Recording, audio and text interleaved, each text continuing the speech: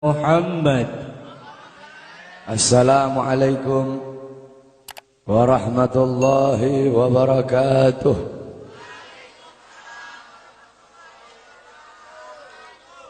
Bismillahirrahmanirrahim.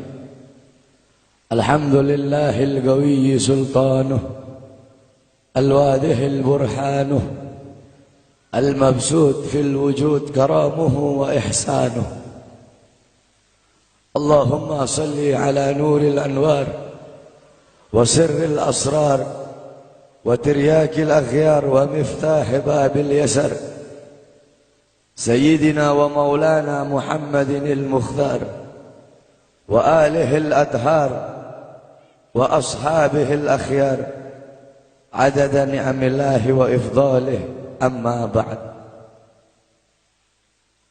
Yang saya cintai, yang saya muliakan, para alim ulama, para habaib, para kiai, para asatid, para tokoh masyarakat, para aparat pemerintah, wabil khusus Al-Habib Abdullah ibn Muhsin Al-Muhdar, yang saya cintai, yang saya muliakan, guru kita bersama Kiai Haji Mahdi beserta para kiai, para asatid yang lain yang saya cintai, yang saya muliakan, ketua panitia beserta seluruh panitia, ketua musalla Ar-Raudhah, imam musalla beserta seluruh hadirin dan hadirat, bapak-bapak, ibu-ibu, pemuda-pemudi umat Sayyidina Muhammad yang selalu dimuliakan oleh Allah Subhanahu wa ta'ala. Alhamdulillah, segala puji dan syukur kembali ke hadirat Allah Subhanahu wa ta'ala. Dialah Allah Subhanahu wa ta'ala, Tuhan seru sekalian alam. Dialah Allah, Raja yang menguasai segala kekuasaan. Dialah Allah Subhanahu wa ta'ala yang maha besar dari segala sesuatu yang besar. Yang besar selain Allah kecil. Dialah Allah Subhanahu wa ta'ala yang maha kaya dari segala sesuatu yang kaya. Yang kaya selain Allah miskin. Dialah Allah Subhanahu wa ta'ala, Raja di atas para raja. Yang raja selain Allah budak. Dialah Allah Subhanahu wa ta'ala yang maha perkasa, yang maha kuat. Yang perkasa selain Allah, yang kuat selain Allah lemah. Dialah Allah Subhanahu wa ta'ala yang maha hidup. Yang hidup selain Allah pasti akan mati. Yang ada selain Allah pasti akan tiada. Yang wujud selain Allah pasti akan binasa. Sedangkan hidupnya Allah, adanya Allah, wujudnya Allah selama-lamanya, kekal abadi, tidak akan pernah musnah dan tidak akan pernah binasa. Dialah Allah yang dimana kedekatan hamba dengannya tidak akan membuat hamba itu setara dengannya. Jauhnya hamba darinya tidak akan membuat dinding penghalang antara hamba dengannya. Dialah Allah yang dimana walaupun seluruh hamba-hamba dari awal zaman sampai akhir zaman semuanya berbuat baik, tidak akan menambahkan sedikit pun keagungan di sisi. Dan dialah Allah yang dimana walaupun seluruh hamba-hamba dari awal zaman sampai akhir zaman semuanya berbuat dosa, tidak akan mengurangi sedikit pun keagungan di sisinya.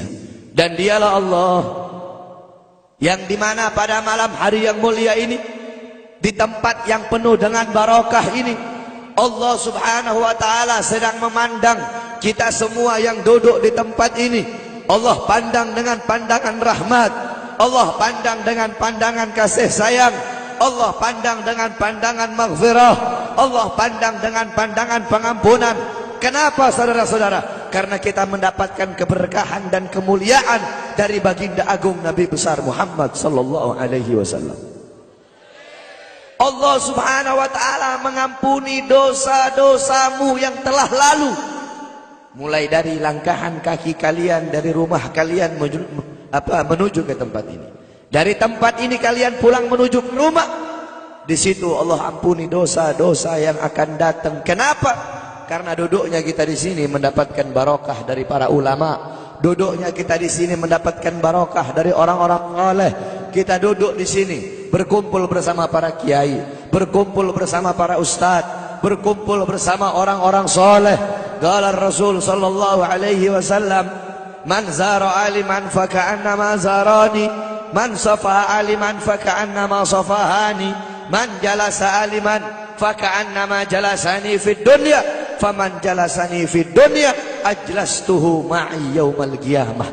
Berkata Rasulullah sallallahu alaihi wasallam, siapa orang yang mendatangi ulama, mendatangi kiai, mendatangi ustadz, mendatangi guru-guru agama, sama seperti kalian mendatangiku, kata Rasul. Siapa orang yang musafahah, mencium tangan ulama, mencium tangan kiai, mencium tangan guru-guru agama, sama seperti kalian mencium tanganku. Dan siapa orang yang di dunia duduk berkumpul bersama ulama, duduk berkumpul bersama orang-orang soleh, duduk berkumpul bersama para kiai, sama seperti kalian duduk denganku di dunia. Dan siapa orang yang duduk denganku di dunia, kelak di yaumil qiyamah akan aku dudukkan dia bersamaku. Orang-orang yang beruntung di akhirat, orang-orang yang berbahagia di akhirat, bukanlah orang-orang yang hanya datang sekedar bawa pahala salat, yang hanya datang sekedar bawa pahala zakat, yang hanya datang sekedar bawa pahala haji. Akan tetapi orang-orang yang beruntung di akhirat, orang-orang yang kedua matanya dihalalkan oleh Allah untuk memandang wajah indah baginda Sayyidina Muhammad.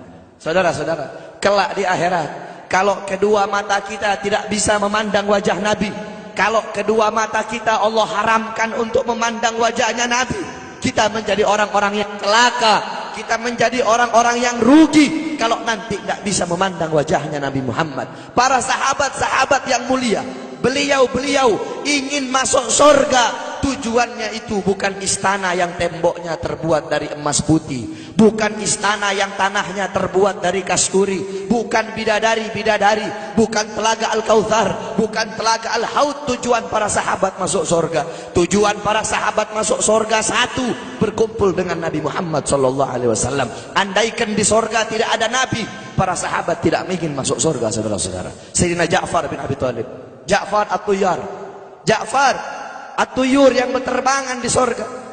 Sayyidina Ja'far bin Abi Thalib, ketika beliau mati syahid, kedua tangannya terputus, Allah gantikan dengan sayap, sehingga Ja'far, ruhnya beliau menghadap Allah Subhanahu wa taala. Ketika ruhnya beliau mau sampai ketika ruh beliau mau sampai di hadapan Allah, tiba-tiba terbayang dari kedua matanya beliau pandangan kepada wajah baginda Nabi besar Muhammad sallallahu alaihi wasallam. Terbayang akan wajah Nabi Muhammad, sehingga beliau bermohon kepada Allah, ya Allah, izinkan aku kembali ke dunia untuk memandang wajah indah baginda Nabi besar Muhammad sallallahu alaihi wasallam.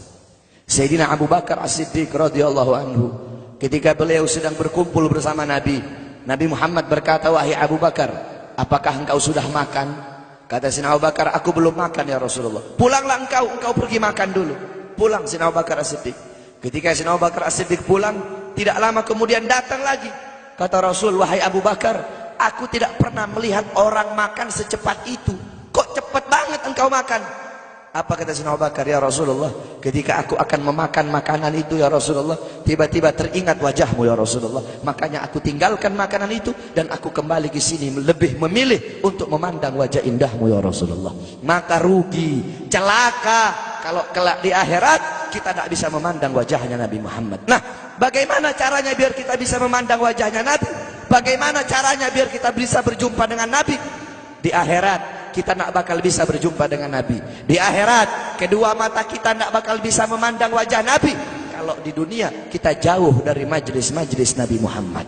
Kenapa? Karena kadar kedekatan kita dengan Nabi kelak di akhirat, jarak jauh atau dekatnya kita dengan Nabi nanti di akhirat, itu menurut kadar kedekatan kita di dunia dari majelis-majelis seperti ini. Jaraknya kita dengan Nabi nanti di akhirat, itu menurut jarak jauh atau dekatnya kita di dunia dengan majelis-majelis seperti ini. Kalau di dunia kita dekat dengan majelis-majelis ilmu, dekat dengan majelis zikir, dekat dengan para pewarisnya Nabi, dekat dengan penyambung lidahnya Nabi, dekat dengan para ulama, dekat dengan orang-orang soleh, maka kelak di akhirat Allah pun akan kumpulkan kita bersama Nabi Muhammad. Kenapa? Karena majlis seperti ini, perkumpulan seperti ini warisan Nabi Muhammad.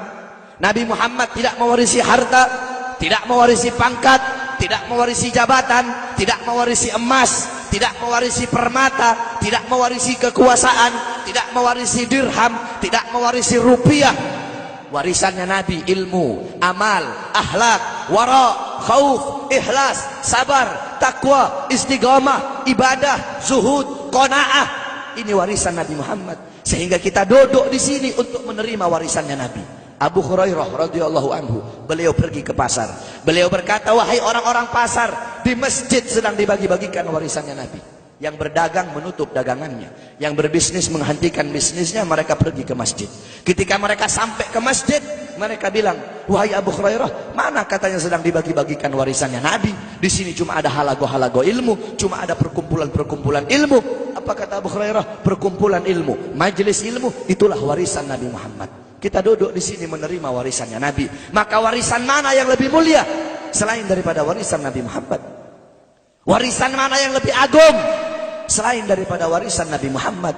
Warisan mana yang lebih berharga selain daripada warisan Nabi Muhammad? Warisan mana yang lebih bermanfaat selain daripada warisan Nabi Muhammad? Oleh karena itu bersyukur kita kepada Allah, karena Allah jadikan kita hamba-hamba yang duduk di majelis ilmu. Berapa banyak hamba-hamba di luar sana yang belum Allah berikan petunjuk? Berapa banyak hamba-hamba di luar sana hatinya belum Allah gerakkan untuk duduk di majelis-majelis seperti ini. Qala Rasul, ad-dunya mal'un, mal'unu ma fiha illa dzikrullah wa ma wala wa aliman aw muta'alliman. Dunia ini terkutuk, dunia ini hina, dunia ini bejat, dunia ini biadab, wa ma fiha, dan hal-hal yang ada di dalamnya illa dzikrullah, kecuali orang-orang yang mengingat Allah, orang-orang yang berzikir kepada Allah, yang hatinya berhubungan dengan Allah, yang hatinya bersambung kepada Allah, yang hatinya mencintai Allah, yang hatinya takut kepada Allah, yang mengalir akan air matanya karena takut kepada Allah, yang lidahnya basah dengan Al-Quran, dengan zikir, dengan tahlil, dengan tahmid, dengan tasbih, dengan takbir, dengan tamjid, dengan salawat. Orang-orang yang taat kepada Allah, yang patuh kepada Allah, yang tunduk kepada Allah, yang bertakwa kepada Allah, yang menghambakan dirinya kepada Allah, orang-orang yang tidak menyembah selain Allah,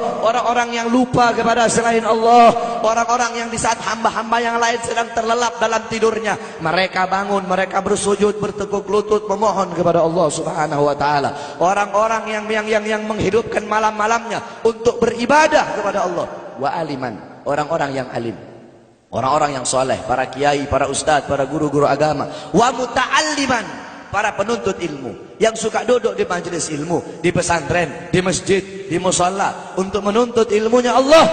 Cuma ini golongan yang mulia di muka buminya Allah. Selain daripada itu, yang sibuk dengan urusan dunia, yang sibuk dengan urusan harta, yang sibuk dengan urusan bisnis, yang sibuk dengan urusan pangkat, yang sibuk dengan urusan jabatan, siapapun, saya kek, kiai kek, habib kek, ustad kek, lurah kek, camat kek, bupati kek, wali kota kek, gubernur kek, menteri kek, presiden kek, siapapun yang sibuk dengan urusan dunia sehingga lalai, sehingga lupa, sehingga ghafil, sehingga lupa kepada Allah, sehingga lalai dari kewajiban, maka termasuk dalam mal'un yang dikatakan oleh baginda Nabi besar Muhammad sallallahu alaihi wasallam.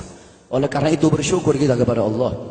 Ini nikmat yang luar biasa, ini nikmat yang agung. Allah kumpulkan kita bersama ulama. Kedua mata kita memandang wajah para ulama, kedua mata kita memandang wajah ulama.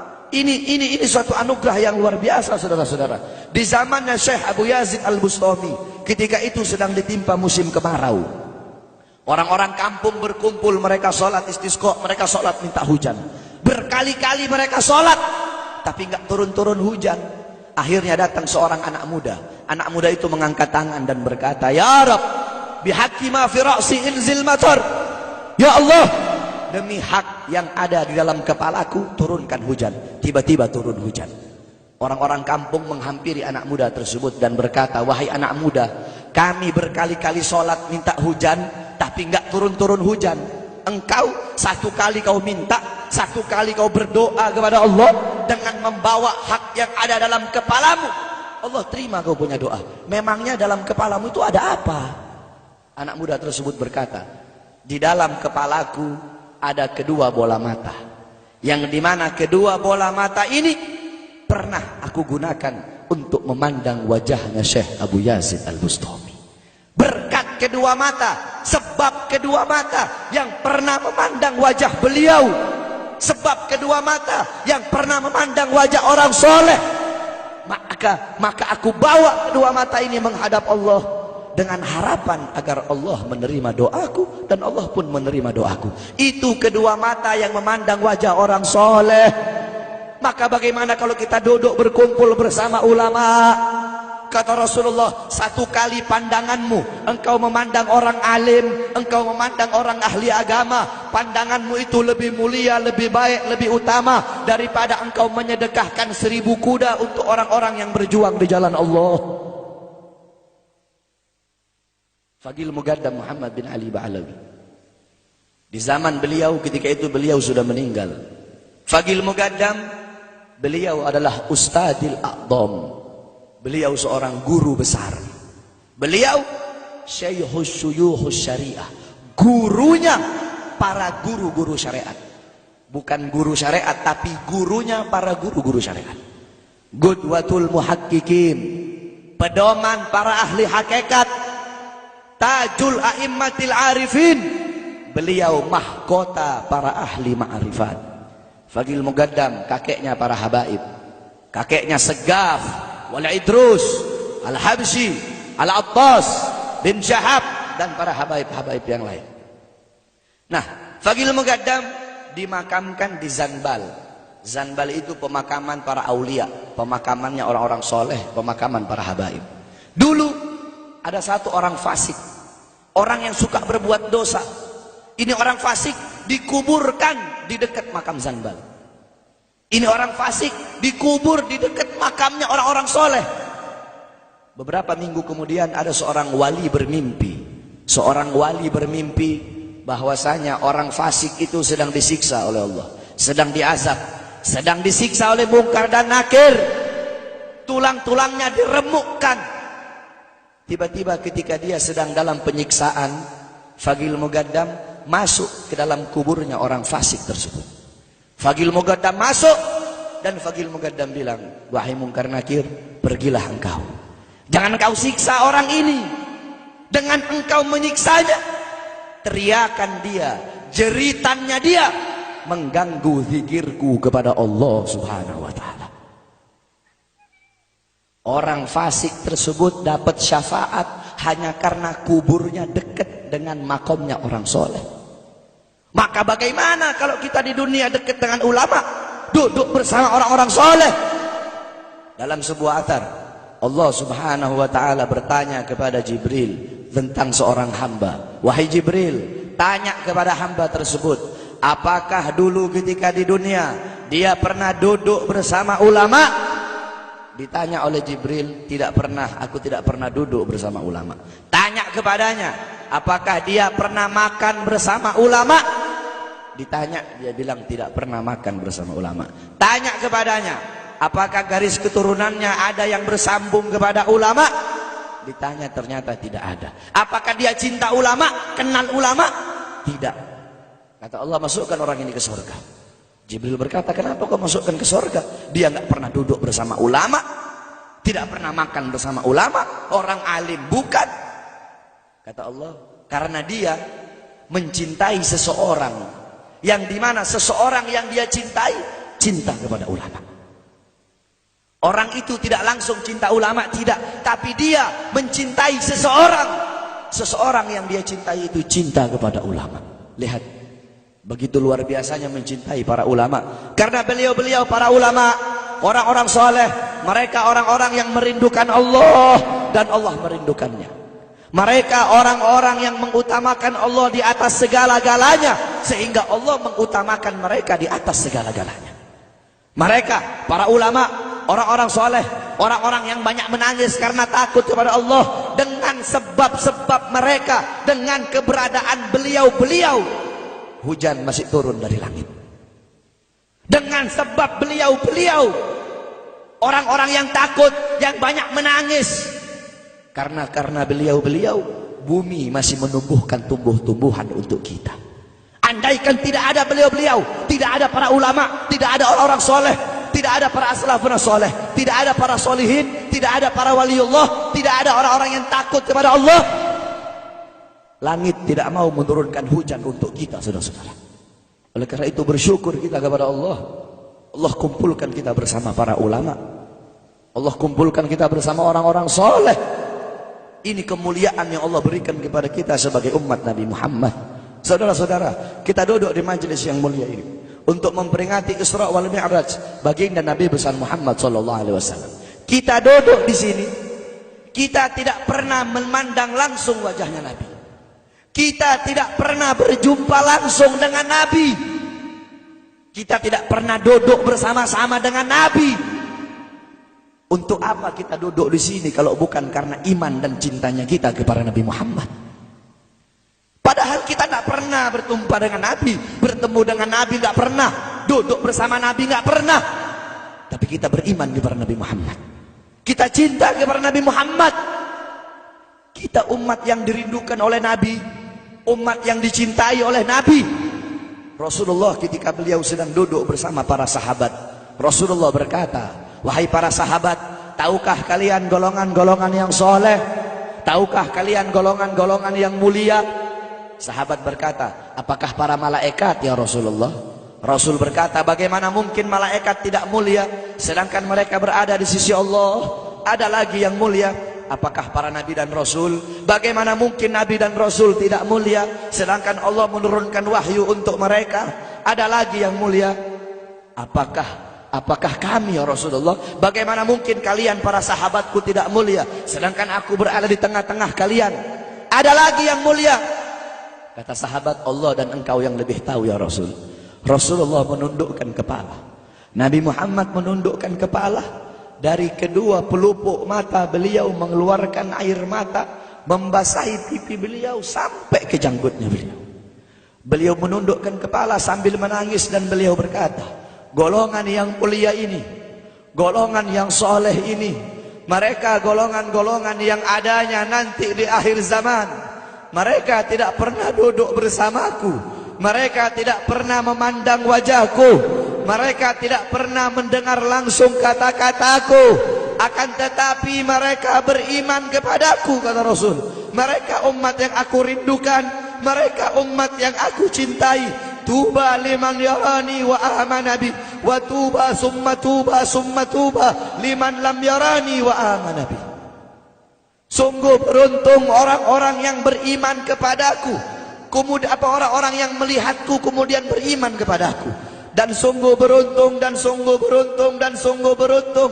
3 kali keberuntungan, 3 kali kemuliaan bagi orang-orang yang tidak pernah melihatku, akan tetapi mereka beriman kepadaku. Siapa? Kita umat Nabi Muhammad SAW. Kita tidak pernah memandang wajah Nabi, tidak pernah berkumpul dengan Nabi, tapi kita beriman kepada Nabi Muhammad. Apalagi kita umat Islam Indonesia.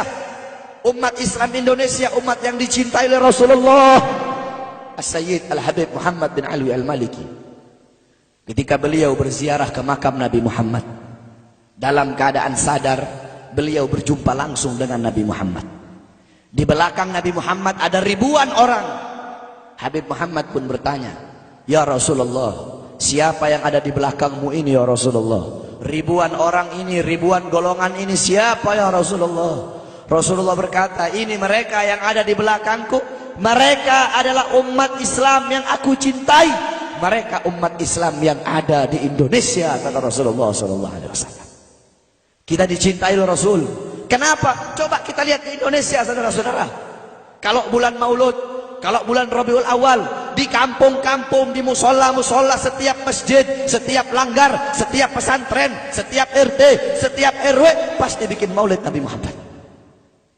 Kalau udah bulan Rajab, setiap pesantren, musola, masjid, kampung, RT, RW pasti bikin Isra wal Mi'raj sebagai Nabi besar Muhammad. Negara-negara yang lain, tempat-tempat yang lain tidak seperti kita, saudara-saudara. Makanya kita menjadi umat yang dicintai oleh Rasul, umat yang dimuliakan oleh Nabi Muhammad, umat yang dirindukan oleh Nabi Muhammad SAW. Allah berkata dalam Al-Quran, laqad ja'akum rasulun min anfusikum azizun alaihi ma'anittum harisun alaikum bil mu'minina raufur rahim.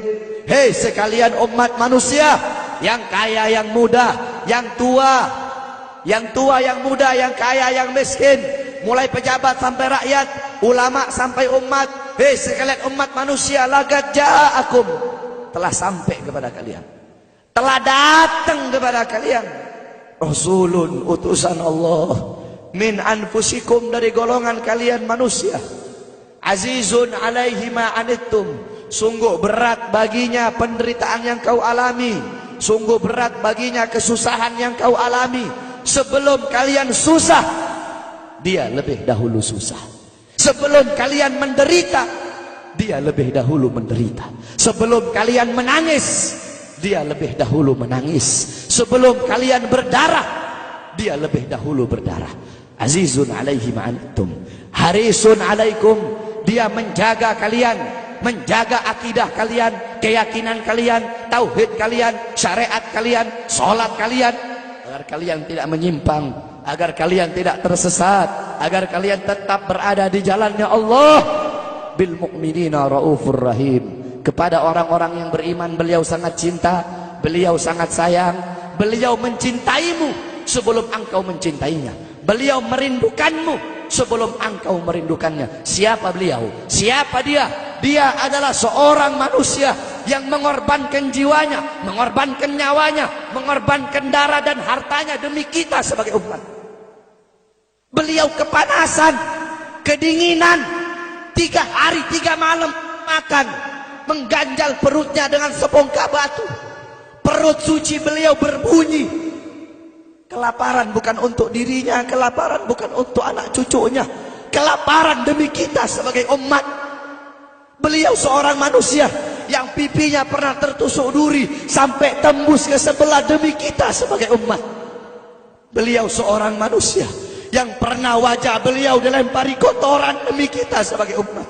Lupakah kalian dengan air mata beliau yang menetes setiap malam demi kalian? Lupakah kalian darah suci beliau yang menetes ketika berada di kota Taif, dilempari batu demi kalian? Ketika beliau pergi ke kota Taif, dahi beliau dilempar batu, darah ke beliau keluar. Ketika darah itu jatuh, ditampung darah beliau, ditampung darahnya. Sahabat berkata, ya Rasul, kenapa kau tampung darahmu ya Rasul? Rasul berkata, andaikan darahku jatuh di atas tanah Taif, penduduk kota Taif akan ditenggelamkan oleh bumi, sedangkan mereka adalah umatku. Luar biasa kasih sayang Nabi kepada kalian. Tetapi kita sebagai umat tidak tahu diri. Kita sebagai umat merusak sunnahnya. Kita sebagai umat melanggar ajarannya. Kita sebagai umat semakin hari semakin jauh darinya, meninggalkan pakaiannya, meninggalkan ajarannya, meninggalkan sunnahnya, meninggalkan kepribadiannya, meninggalkan akhlaknya, meninggalkan Al-Qur'annya. Rasulullah sallallahu alaihi wasallam yang dimana gal Sayyidina Ali karamallahu wajha, inna Rasulullah fi akhir nafsi harragat syafataihi marratain fa'algaitu sam'i fasami'tuhu yaqul ummati ummati faqubida Rasulullah sallallahu alaihi wasallam wa qala law kanatid dunya tadumu liwahidin la kana Rasulullah sallallahu alaihi wasallam fiha mukhallada. Dari Sayyidina Ali karamallahu wajha, ketika akhir-akhir detik-detik kematiannya Rasulullah, beliau mendengar, beliau melihat dari bibir Rasulullah bergerak dengan 2 kali gerakan. Beliau mendekatkan telinganya, mendekatkan pendengarannya, dan beliau mendengar Rasulullah berkata, ummati, ummati. Faqubida Rasul, meninggal Rasulullah SAW. Ketika nyawa Rasulullah akan dicabut, Rasulullah berkata kepada Jibril, wahai Jibril, aku belum puas meninggalkan umat. Aku tidak mau meninggalkan mereka dalam keadaan belum diberi jaminan oleh Allah. Wahai Jibril, sampaikan kepada Allah, aku tidak minta jaminan untuk diriku, aku tidak minta jaminan untuk keluargaku, aku minta jaminan untuk umatku. Wahai Jibril, sampaikan kepada Allah. Jibril pun pergi kepada Allah. Jibril pun berkata, ya Allah, kekasihmu Muhammad meminta jaminan untuk umatnya. Allah bilang, wahai Jibril, katakan kepada Muhammad, aku tidak akan menghinakan umat Muhammad. Basyirhu fa innahu awwalu nasin kharijum minal ardi idza bu'isu. Kemudian beliau ditarik lagi nyawa beliau berkata, ya Khalil Israel, wahai kekasihku Israel, apakah seperti ini rasa sakit ketika dicabut nyawa? Israel berkata, iya ya Rasulullah, seperti inilah rasa sakit ketika dicabut nyawa ya Rasulullah. Apakah rasa sakit seperti ini juga yang kelak, yang ya Allah, biar aku menanggung sakratul maut seluruh umat. Ya Allah, mereka tidak akan kuat, mereka tidak akan sanggup. Aku nabi mereka, aku pemimpin mereka. Biar aku menanggung beban penderitaan sakratul maut mereka ya Allah. Biar aku menanggung sakratul maut umatku ya Allah. Di mana kita sebagai umat? Apa yang telah kita lakukan untuk Nabi Muhammad? Nabi berkorban untuk kita. Di saat detik-detik terakhir nafasnya, tidak memikirkan rasa sakitnya, tidak memikirkan pedihnya, tidak memikirkan beratnya. Beliau memikirkan nasib kita sebagai umat. Kelak di yaumil qiyamah, ketika para nabi dan para rasul berkata, nafsi nafsi, nafsi nafsi, diriku sendiri, jiwaku sendiri, aku urus urusanku sendiri, aku tidak bisa nolong kalian. Ketika para nabi dan rasul mereka tidak bisa menolong kita, Rasulullah Muhammad ibni Abdullah, Nabi Muhammad bersujud kepada Allah, Nabi Muhammad bertekuk lutut, beliau bermohon kepada Allah. Beliau berkata, ya Allah, aku tidak minta pengampunan untuk diriku, wala Fatimah, wala Hamzah. Aku tidak minta pengampunan untuk Fatimah, aku tidak minta pengampunan untuk Hamzah. Aku cuma minta pengampunan untuk umatku ya Allah, untuk umatku ya Allah. Rasulullah tidak meminta pengampunan untuk dirinya, tidak meminta pengampunan untuk anaknya, tidak meminta pengampunan untuk paman bibinya, tidak meminta pengampunan untuk keluarga atau anak cucunya, tetapi beliau meminta pengampunan untuk kalian sebagai umat. Karena begitu cintanya beliau kepada umat, karena begitu sayangnya beliau kepada umat, sampai-sampai beliau berkata, lau yushaku ahadukum bisyaukatin fi rijlih la ajidu alamaha fi qalbi. Andaikan kalian, salah satu dari kalian kakinya tertusuk duri, andaikan salah satu dari kita yang duduk di sini kaki kita ada yang terkena duri, pasti kita merasakan sakit. Apa kata Rasul? Maka aku tidak merasakan apa yang kalian rasakan, kecuali yang aku rasakan, sampai dalam hati aku rasakan rasa sakit kalian. Lihat bagaimana cintanya Rasul kepada kita. Apa yang sudah kita lakukan untuk Nabi? Sudahkah kita mengorbankan kedua mata kita untuk memandang hal-hal yang disukai oleh Nabi? Sudahkah mengorbankan kedua tangan kita memberi makan golongan-golongan yang dicintai oleh Nabi? Mengorbankan lidah kita untuk mendakwahkan, mensuarakan ajaran syiar Nabi? Sudahkah mengorbankan kedua kaki kita melangkah ke tempat-tempat yang diridhoi oleh Nabi? Kita masih belum bisa balas jasa Nabi, dan tidak akan pernah bisa membalas jasa Nabi Muhammad. Jangankan kita duduk di sini berjam-jam, walaupun kita duduk di sini sampai pagi kita duduk, seumur hidup kita duduk di sini, masih belum bisa membalas jasa Nabi Muhammad. Sekalipun kita merangkak, engkau merangkak dari rumahmu menuju makam Nabi, merangkak bukan dengan kaki, merangkak bukan dengan bukan dengan tangan. Walaupun kalian merangkak dengan kedua mata dari rumah kalian menuju makam Nabi, itu masih belum bisa membalas jasa-jasa Nabi Muhammad sallallahu alaihi wasallam. Kita tidak bisa membalas jasa-jasa Nabi Muhammad. Kecintaan kita tidak ada apa-apanya. Apakah kecintaan kita lebih besar daripada kecintaan seorang anak kecil yang ada di zamannya Syekh Abdurrahman Ad-Dibai?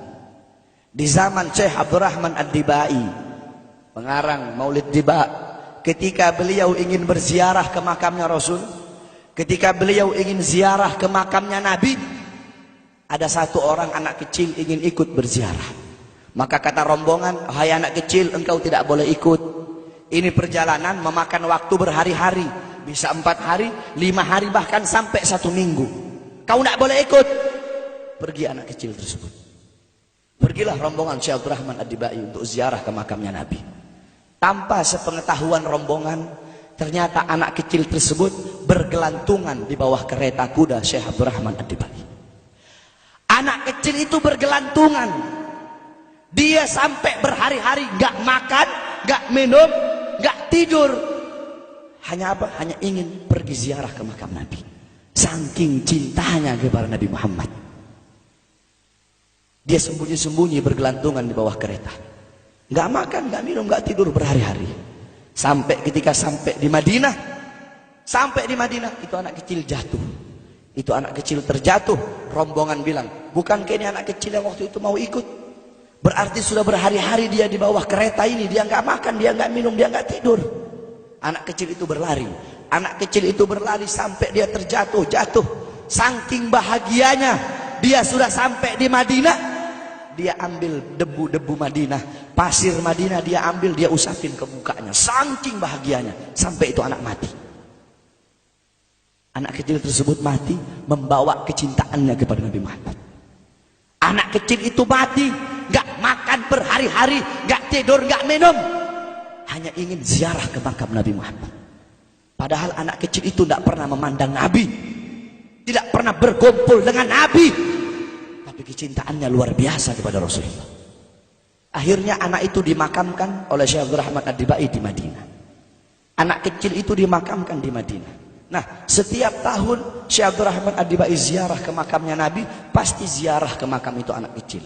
Yang anehnya, setiap Syekh Abdurrahman Ad-Dibai ziarah, makam anak kecil tersebut, kubur anak kecil tersebut bergeser dengan sendirinya mendekati makam Nabi Muhammad SAW.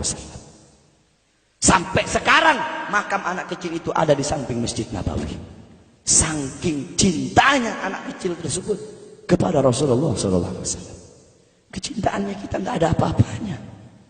Kita tiap hari maksiat, tiap hari berbuat dosa, melakukan hal-hal mungkarat, dhalalat, sayyiat. Takutlah kita kepada Allah. Kembalilah ke ajaran Nabi Muhammad. Jadikan beliau sebagai teladanmu, jadikan beliau sebagai pedomanmu. Hidupkan rumah tanggamu dengan ajaran beliau. Hidupkan kampungmu dengan dengan ajaran dan sunnah beliau.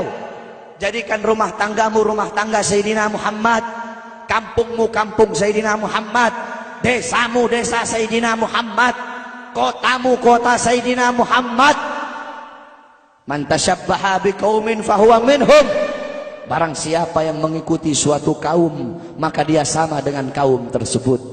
Kalau engkau mengikuti Nabi, mengikuti ajarannya Nabi, mengikuti sunnah-sunnahnya Nabi, Rasul yang kau jadikan teladan, Rasul yang kau jadikan pedoman, maka beliau-beliau dimuliakan oleh Allah, kita pun akan dimuliakan oleh Allah. Kita lihat anak-anak muda kita zaman sekarang, pemuda-pemudi kita zaman sekarang, yang dijadikan teladan bukan Rasul, yang dijadikan teladan bukan Nabi Muhammad, bukan sahabat, bukan ahlul bait, bukan tabi'in, bukan ulama, bukan solehin. Anak-anak muda kita mengikuti budaya barat, mengikuti pola pikir barat, gaya hidup barat, gaya berpakaian barat, meninggalkan ajaran Nabi Muhammad, meninggalkan pakaian Nabi dan memakai pakaian musuh-musuh Nabi Muhammad, meninggalkan kepribadian Nabi dan memakai kepribadian musuh-musuh Nabi Muhammad SAW. Berapa banyak anak-anak muda kita di Indonesia rela menahan sakit, rela menahan sakit, menindik kupingnya, dia tindik kuping, tindik bibir, tindik telinga, semua satu muka ditindik, ditato, rela tahan sakit. Untuk apa? Untuk mengikuti idolanya orang-orang barat. Tetapi sudahkah anak-anak kita rela menahan sakit, duduk lama-lama di majelis Nabi Muhammad? Sudahkah anak-anak muda kita rela menahan sakit, iktikaf di masjid? Kenapa? Karena kita sebagai orang tua lalai dalam mendidik anak. Bapak-bapak zaman sekarang sibuk cari harta untuk ngasih makan jasmani anak-anaknya, tetapi lupa memberi makan ruhani, jiwa dan hati anak-anaknya. Apakah kau pikir kewajiban sebagai bapak cuma kasih makan jasmaninya saja, ruhaninya, jiwanya, hatinya tidak kau kasih makan. Hati 3 hari gak kena ilmu, hati mati. Tanyakan bapak-bapak, tanyakan